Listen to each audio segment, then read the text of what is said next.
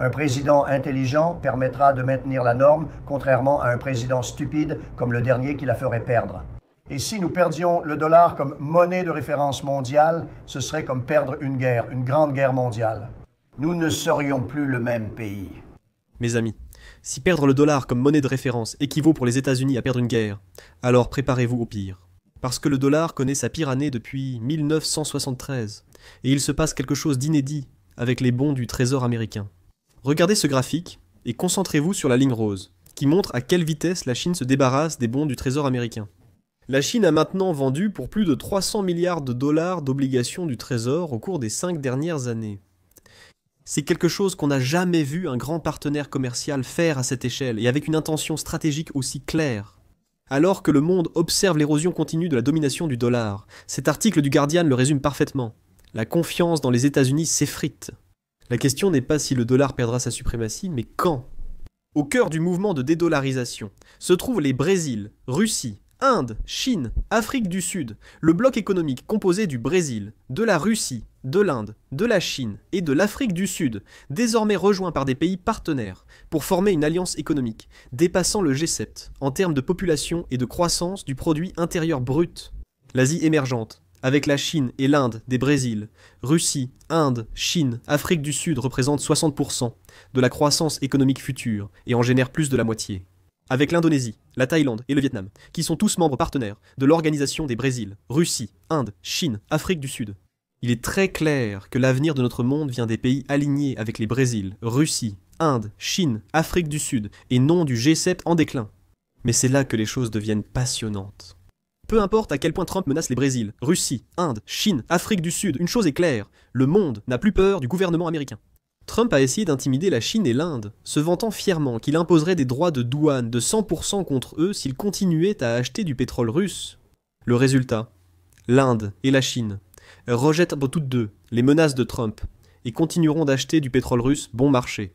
Comme les dirigeants ne permettront pas à la politique américaine d'influencer leurs choix concernant des approvisionnements énergétiques vitaux, Trump a affirmé qu'avec un président intelligent, les États-Unis ne perdraient jamais le dollar comme monnaie de réserve mondiale. Mais dans un retournement ironique, c'est Trump lui-même qui accélère la dédollarisation, sapant le pouvoir et le prestige même qu'il dit vouloir protéger. Mais ce qui rend cela encore plus déroutant, c'est que l'affaiblissement du dollar américain n'est pas entièrement accidentel. Cela semble s'inscrire dans une stratégie intentionnelle de la Maison-Blanche. Un dollar affaibli peut rendre les exportations américaines plus compétitives, appuyant l'objectif de Donald Trump de relancer le secteur manufacturier aux États-Unis. Mais comme pour beaucoup de politiques de son administration, l'approche de Donald Trump est truffée de contradictions. Donald Trump n'a pas de stratégie cohérente à long terme et aucun cadre commercial clair. Soutenir l'industrie américaine par la dévaluation de la monnaie nécessite un commerce stable et cohérent. Mais les menaces de tarifs erratiques de Donald Trump ont gelé le commerce mondial, aliéné les alliés et envoyé un message clair au monde. Les États-Unis ne sont plus un partenaire économique stable ou fiable. En réalité, l'administration prend un pari à haut risque, qui est presque certain de se retourner contre elle, et d'accélérer la transition vers un monde dédollarisé. C'est exactement ce que nous analyserons dans cette vidéo. Restez avec nous. Ce pari colossal met en péril non seulement l'économie américaine, mais aussi le système financier mondial entier. Analysons cela. Revenons maintenant à l'histoire du dollar américain, et voyons pourquoi, pendant longtemps, le gouvernement américain a bénéficié du privilège exorbitant du dollar. Parce que le dollar est la monnaie de réserve mondiale. Les pays du monde entier sont souvent obligés de commercer en dollars, même lorsque leurs transactions n'impliquent pas directement les États-Unis. Par exemple, si une entreprise allemande fait affaire avec un fabricant chinois, cette transaction sera généralement réglée en dollars américains, qu'une entreprise américaine soit impliquée ou non. Ce besoin mondial de dollars crée une demande constante et immense, ce qui soutient en permanence la valeur du dollar. Et c'est pourquoi les États-Unis peuvent se permettre des choses qui ruineraient la plupart des autres économies. Comme avoir un énorme déficit budgétaire et une dette nationale dépassant la somme vertigineuse de 37 000 milliards de dollars, sans déclencher une véritable crise monétaire. Puisque tout le monde a besoin de dollars pour commercer, les États-Unis peuvent exporter leur inflation vers le reste du monde. En même temps, la richesse mondiale afflue vers les actifs américains comme la bourse, ce qui rend le dollar encore plus fort. La domination du dollar permet aux États-Unis de vivre bien au-dessus de leurs moyens. C'est un privilège qu'aucun autre pays sur Terre ne possède, et que les États-Unis abusent fréquemment. Mais ce système, en place depuis la fin de la Seconde Guerre mondiale, s'effondre rapidement. Donald Trump exploite ce système en menant intentionnellement une politique de dévaluation du dollar. Malgré ses discours publics soulignant l'importance de maintenir la domination du dollar, son administration avance activement avec une stratégie visant à affaiblir le dollar, dans le but de rendre l'industrie américaine plus compétitive. Un dollar dévalué rend les produits fabriqués aux États-Unis moins chers pour les acheteurs étrangers, ce qui stimule les exportations et aide les fabricants nationaux à se développer. En même temps, cela rend les produits importés plus chers pour les consommateurs américains, réduisant la compétitivité des produits étrangers et donnant aux producteurs américains un avantage sur leur propre marché. Les États-Unis peuvent dévaluer leur monnaie en baissant les taux d'intérêt, en imprimant de la monnaie, en accumulant des déficits importants ou en soutenant un dollar plus faible, ce qui réduit la demande pour la devise. Cette orientation politique a été élaborée par le secrétaire au commerce Howard Lutnick et le secrétaire au trésor Scotty Bessent.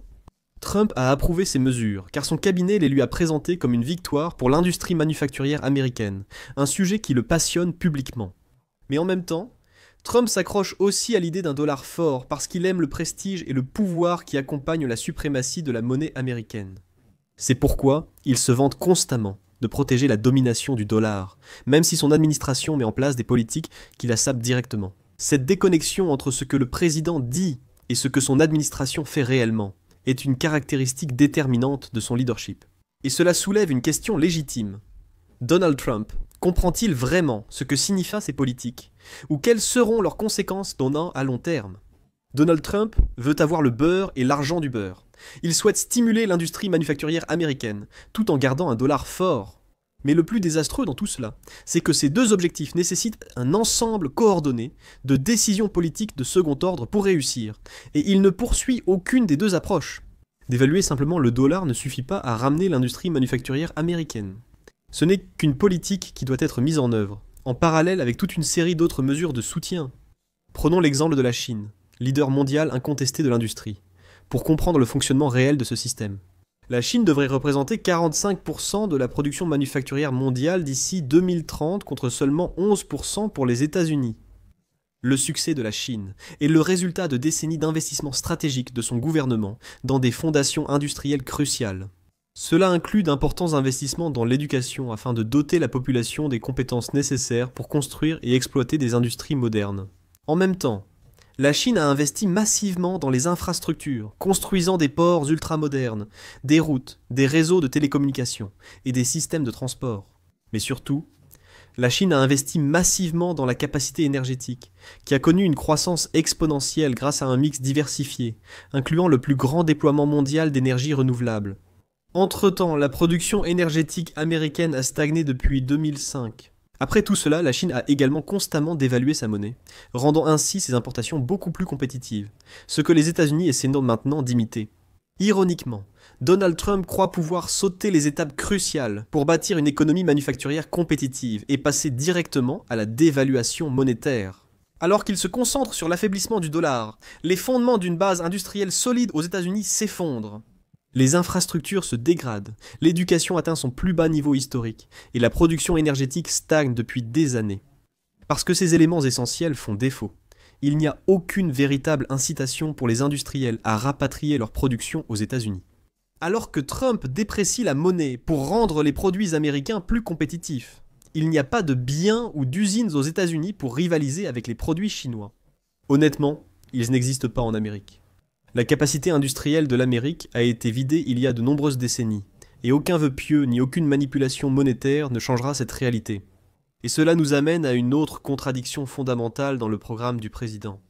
Donald Trump affirme vouloir relocaliser la production américaine, ce qui nécessiterait de lourds investissements publics. Cependant, il prône aussi des réductions des dépenses, un gouvernement réduit et des impôts moins élevés. En résumé, il souhaite construire sans en payer le coût. Ces politiques sont foncièrement contradictoires. On ne peut pas reconstruire une économie industrielle sans les investissements publics nécessaires à son fonctionnement.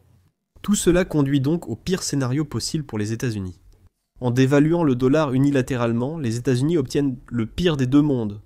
Un dollar dévalué sape le privilège du dollar. Les tarifs nuiront aux consommateurs américains, en augmentant les prix des produits étrangers, sans aider l'industrie manufacturière nationale, ni offrir d'alternatives sur le marché.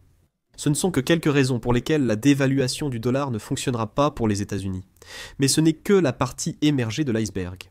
Les politiques erratiques de Trump ne sont pas seulement inefficaces, elles ont des implications plus larges pour l'économie mondiale dirigée par les États-Unis. En créant un environnement commercial de plus en plus imprévisible, Trump sape l'un des plus grands avantages économiques des États-Unis, leur réputation de destination la plus sûre et la plus stable pour les investissements étrangers. Cette réputation est fondée sur le statut du dollar comme monnaie de réserve mondiale, ce qui rassure depuis longtemps les investisseurs sur la sécurité de leur argent sur les marchés américains. Mais cette confiance s'effrite en raison des attaques constantes contre la réserve fédérale, des guerres tarifaires chaotiques, de l'endettement national croissant et de politiques contradictoires. Donald Trump a sapé la prévisibilité même qui rendait autrefois le dollar et les États-Unis si attractifs. Nous assistons actuellement aux conséquences en temps réel. Un événement rare se déroule à Wall Street. Les actions, obligations et le dollar chutent simultanément. Généralement, quand les actions baissent, les investisseurs se tournent vers les obligations ou le dollar comme valeur sûre. Mais lorsque les trois chutent en même temps, cela signale une crise de confiance dans l'ensemble du système économique américain. Cela signifie que les investisseurs ne considèrent plus aucun secteur du marché américain comme un placement fiable. Le monde regarde désormais ailleurs. Les marchés internationaux surpassent largement les actions américaines. En fait, l'indice Hang Seng de Hong Kong est le marché boursier le plus performant à ce jour. Selon un rapport de la Bank of America, les gestionnaires de fonds ont favorisé les actions américaines par rapport aux actions internationales pendant la plupart des 20 dernières années. Mais cela a changé cette année. L'enquête de mi-juin a révélé que seulement 23% préfèrent désormais les actions américaines. Cette divergence raconte une histoire claire. Les capitaux commencent à quitter les États-Unis. Les fonds de pension, les dotations et les investisseurs institutionnels se tournent de plus en plus vers les marchés étrangers, non seulement pour la croissance, mais aussi pour le super. Sans aucun doute, une tendance à s'éloigner du dollar est en cours, accélérée par les politiques chaotiques de Donald Trump. Et ce ne sont pas seulement les autres économies avancées qui déplacent leurs investissements vers des marchés comme Hong Kong et l'Europe.